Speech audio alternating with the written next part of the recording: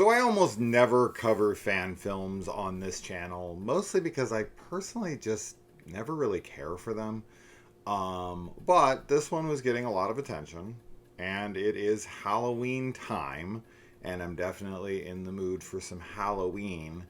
And it is a film that is set in the David Gordon Green timeline, and it is set in between Halloween Kills and Halloween Ends, which had me intrigued.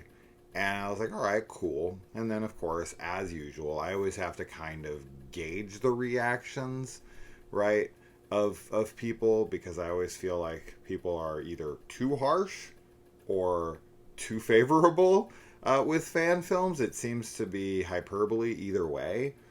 So I was like, all right, screw it. I'll sit down and check this out for myself. Now, I wore the Halloween Ends shirt to kind of let you guys know where I'm at with the David Gordon Green trilogy. Obviously, there's a lot of discourse when it comes to this film series in general, like the franchise itself, but also this new trilogy.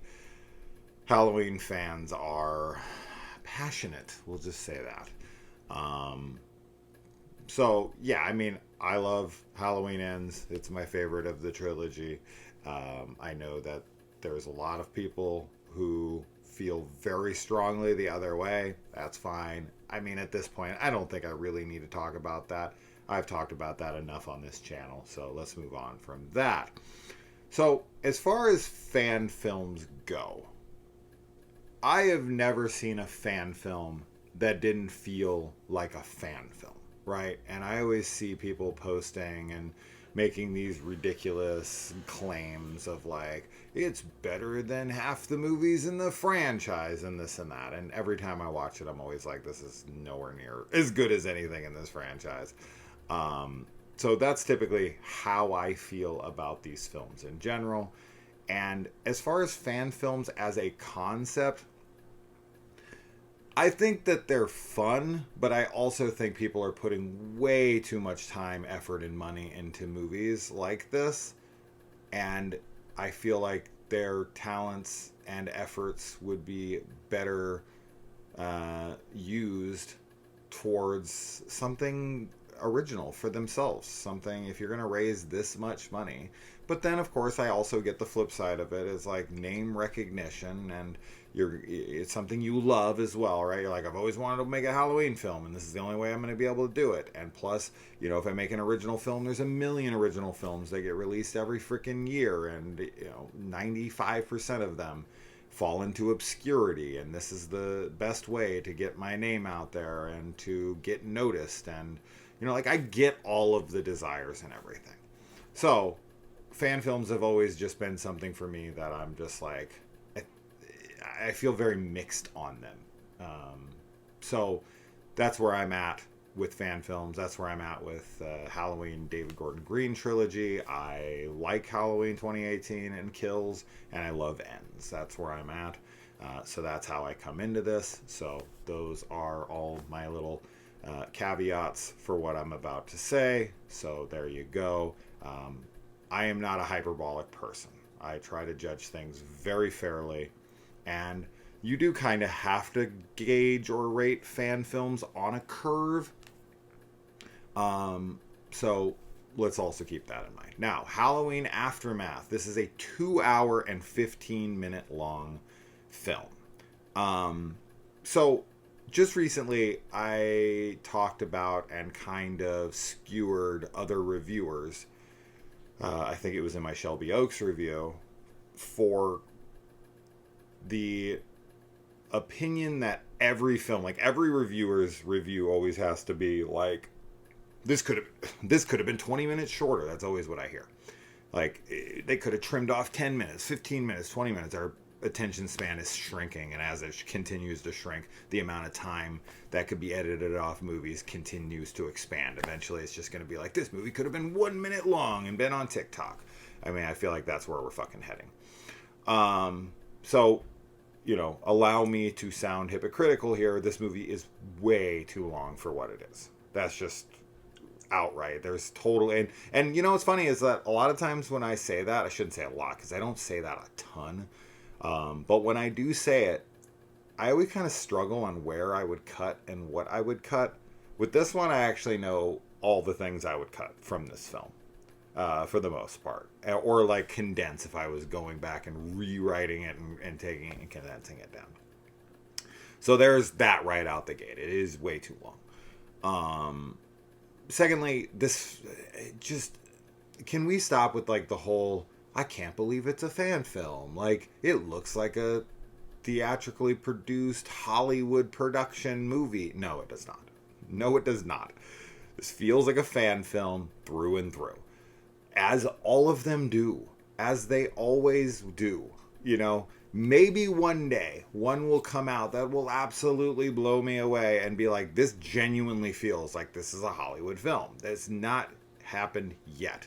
And I'm talking about the best fan film I've ever seen in my life, which would be probably the Uncharted fan film, with Nathan Fillion as Nathan Drake. It's, yeah, that even that felt like a fan film. It just felt like a highly produced fan film. So when you watch it, you're like, okay, this has got the total amateur acting that you would expect from a fan film. The camera work in this is, you know, very amateur, as one would expect, because they don't have the resources, and that's fine.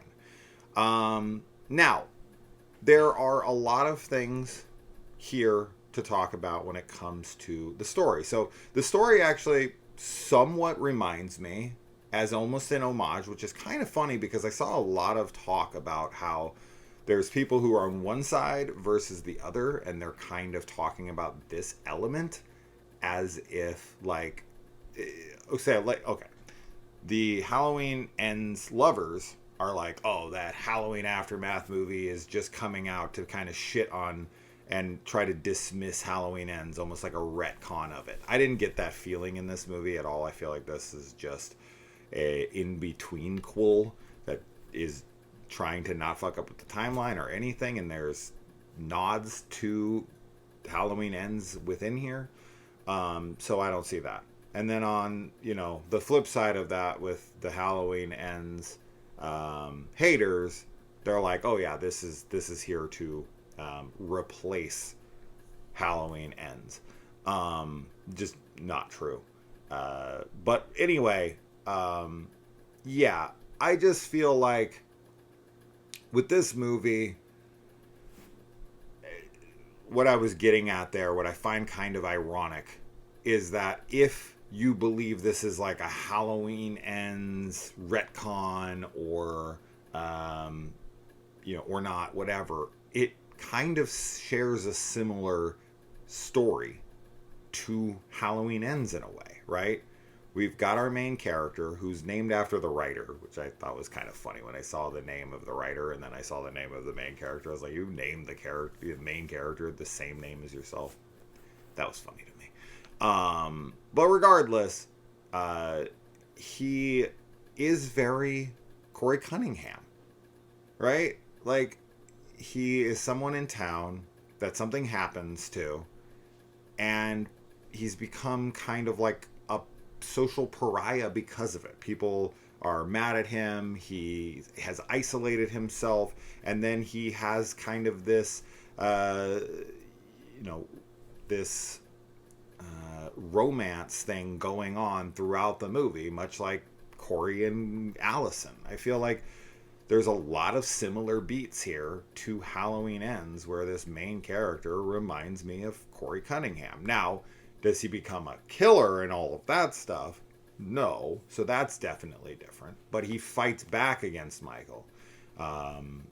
You know, better than probably anyone else in the franchise besides Laurie Strode. Yeah.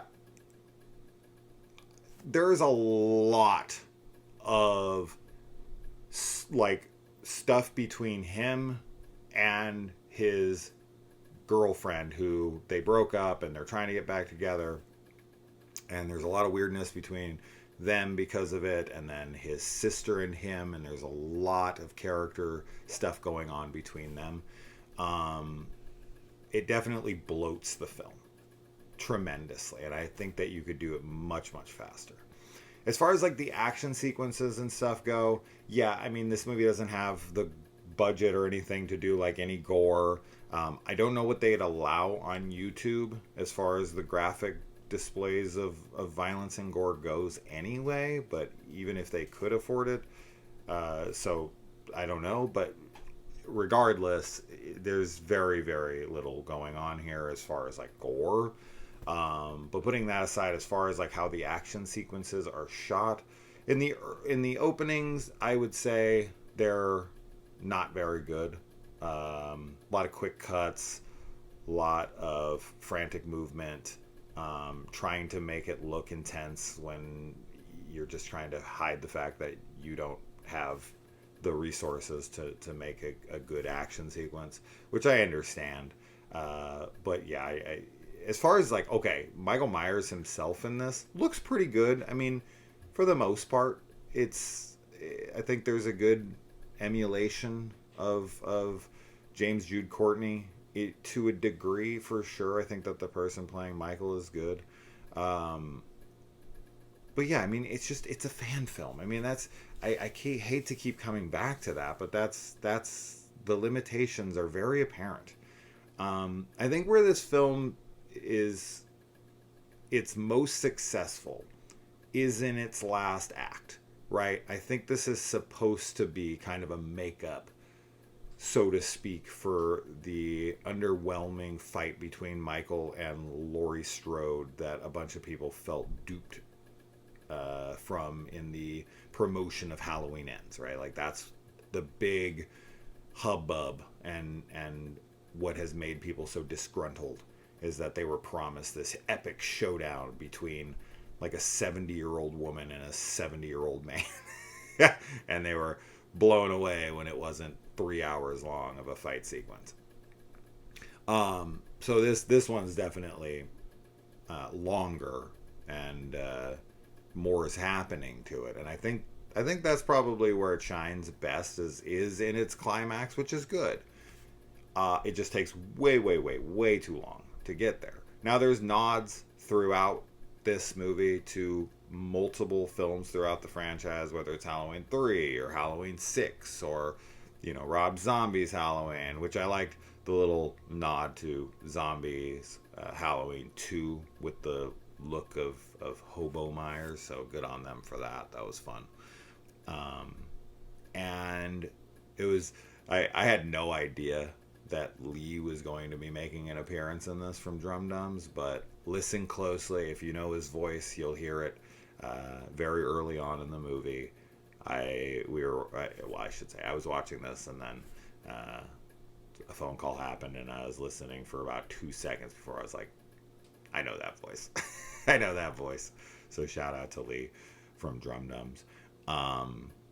Yeah, I really wish that people could praise these things in the right way.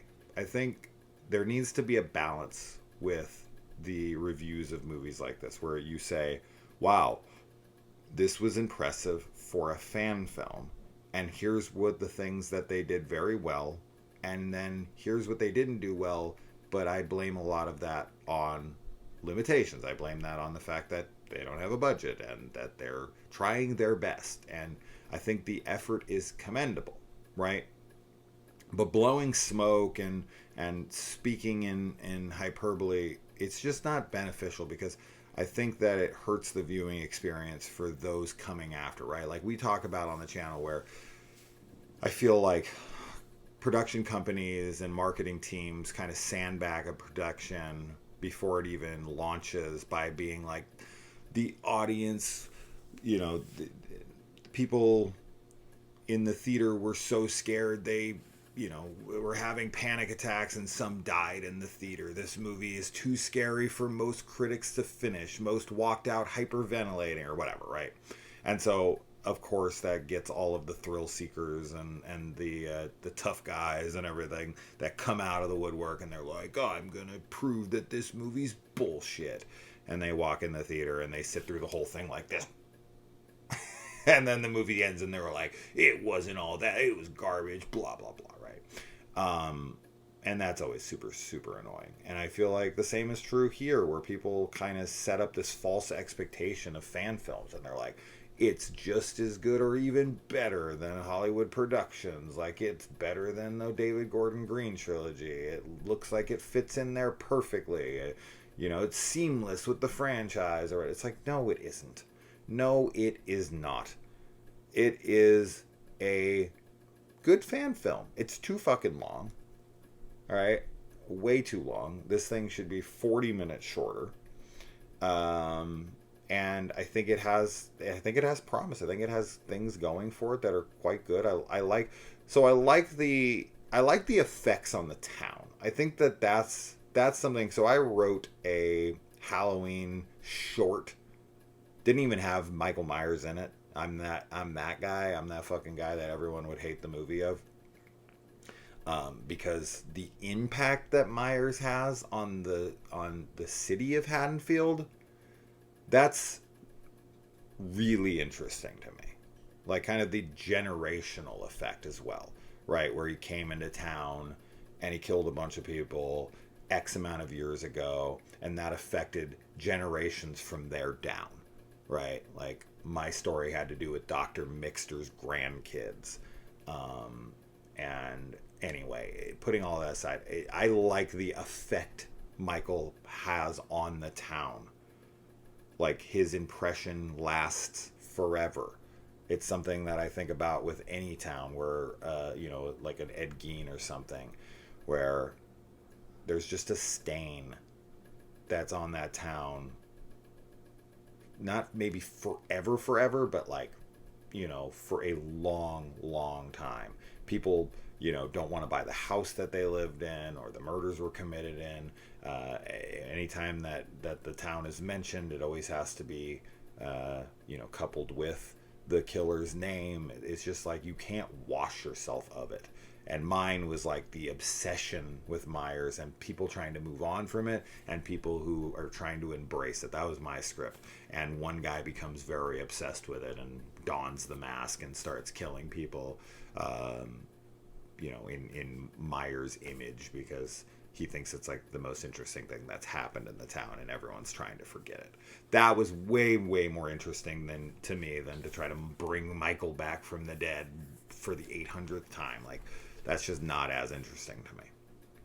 So I like this. I like that the whole town seems to be upended by what happened. Of course it would be. Michael Myers came through in Halloween Kills and murdered so many people. I mean, how many people does he kill in Halloween Kills? So many. The effects would ripple out indefinitely in the town. The aerial shots of Haddonfield, I've never seen such sprawling shots where it's like you see things for forever. This is not Haddonfield to me. I don't like those shots. I don't think that they feel like Haddonfield or anything even remotely close to Haddonfield. So yeah, I was not a fan of those overhead aerial shots of Haddonfield as they're like driving. I was looking at the city being like, that's not Haddonfield. What is this place?